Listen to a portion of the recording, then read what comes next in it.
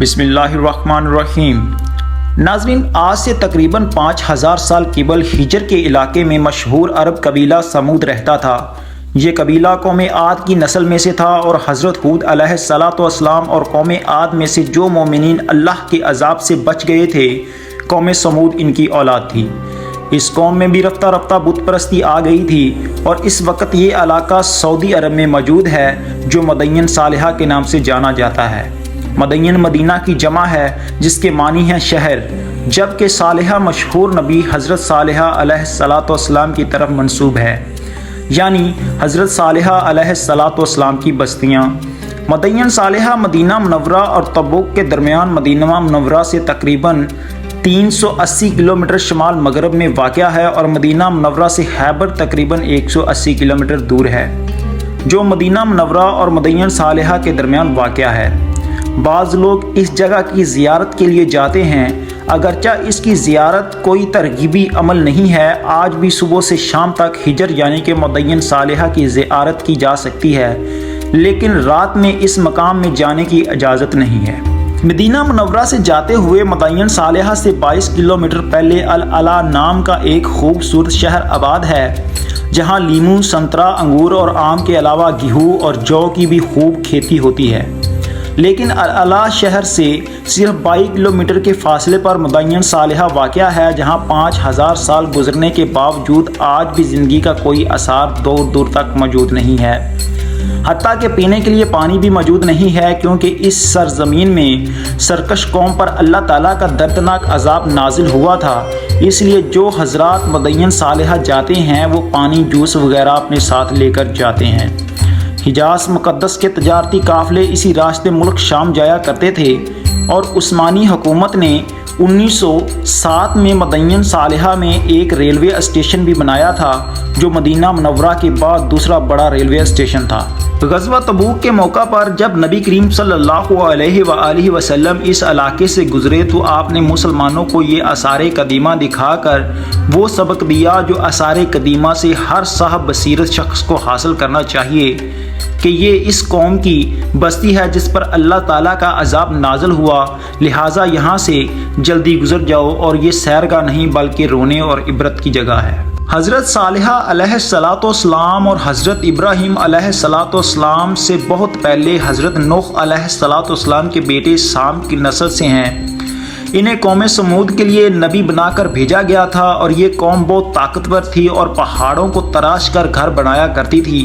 اور یہ لوگ بتوں کی عبادت کیا کرتے تھے۔ اور حضرت صالحہ علیہ السلام نے اپنی قوم کو حتی الامکان سمجھانے کی کوشش کی کہ ایک اللہ کی عبادت کرو اور صرف وہی عبادت کے لائق ہے، اور اس نے پوری کائنات کو پیدا کیا ہے۔ لیکن قوم سمود نے اللہ کے نبی حضرت صالحہ علیہ السلام کی بات نہیں مانی۔ ایک مرتبہ انہوں نے حضرت صالحہ علیہ السلام سے مطالبہ کیا کہ اگر آپ ہمارے سامنے کے پہاڑ سے کوئی اونٹنی نکال کر دکھا دیں تو ہم آپ پر ایمان لے آئیں گے، اور حضرت صالحہ علیہ السلام نے دعا فرمائی اور اللہ تعالیٰ نے پہاڑ سے اونٹنی بھی نکال کر دکھا دی۔ جس پہاڑی سے اونٹنی نکلی تھی اسے فجل ناقہ کہا جاتا ہے، اور اس معجزے کے باوجود چند لوگوں کے علاوہ قوم سمود کی بڑی تعداد ایمان نہیں لائی۔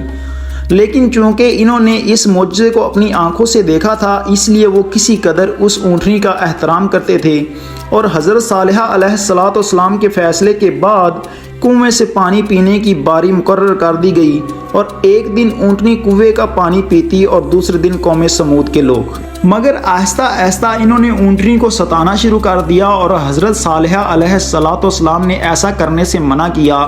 لیکن ایک دن قوم سمود کے کچھ شریروں نے اونٹنی کو مار ڈالا، اور حضرت صالحہ علیہ السلام سمجھ گئے کہ اب اللہ کا عذاب نازل ہوگا۔ چنانچہ انہوں نے بتایا کہ 3 دن میں اللہ کا عذاب نازل ہو جائے گا، اور اس کے باوجود اس ضدی قوم نے توبہ کرنے کی بجائے حضرت صالحہ علیہ السلام کو قتل کرنے کا منصوبہ بنایا، جیسا کہ اللہ تعالیٰ نے سورۃ النمل آیت نمبر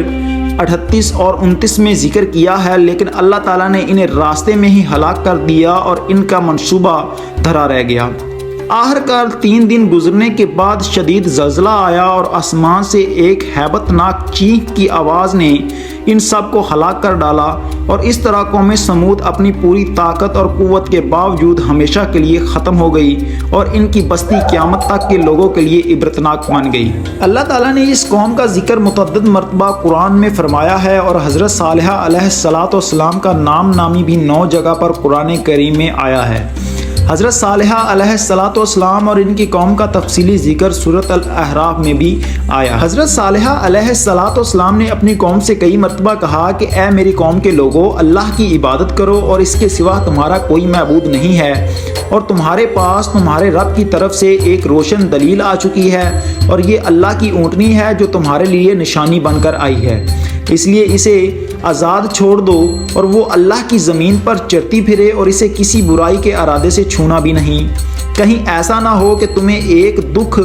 دینے والا عذاب پکڑ لے۔ اور وہ وقت آیا کہ جب انہوں نے اللہ تعالیٰ کی بھیجی ہوئی اس اونٹنی پر ظلم کیا اور اس کو مار ڈالا، تو اللہ تعالیٰ کی طرف سے ان پر عذاب نازل ہوا، اور انہوں نے پروردگار کے حکم سے سرکشی کی اور کہا کہ صالحہ، اگر تم واقعی ایک پیغمبر ہو تو لے آؤ وہ عذاب جس کی ہمیں دھمکی دیتے ہو۔